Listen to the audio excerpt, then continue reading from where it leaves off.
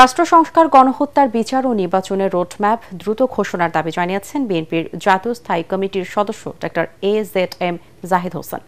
সুনামগঞ্জ বিএনপির জেলা শাখার বর্ধিত সভার আগে সাংবাদিকদের তিনি এসব কথা বলেন। ডক্টর জাহিদ বলেন, পতিত কর্তৃত্ববাদী সরকার মানুষের অধিকার হরণ করেছিল, জনগণের হাতে সে অধিকার ফিরিয়ে দিতে হবে। এই দায়িত্ব পালন করলে ইতিহাসে অন্তর্বর্তী সরকারের নাম থাকবে, তা না হলে জনগণ ক্ষমা করবে না।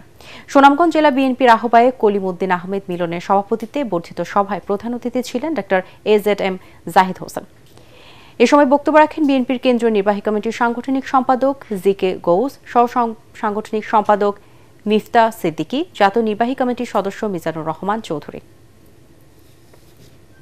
বিএনপি এমন এক দল, যেই দল জনগণের দল, যেই দল মানুষের সাথে থাকে, মানুষের কষ্টের কথা বলে, মানুষের সুখের সময় থাকে, দুঃখের সময় থাকে, যেই দল ভয়ে আত্মসমর্পণ করে নাই, যেই দলের নেতা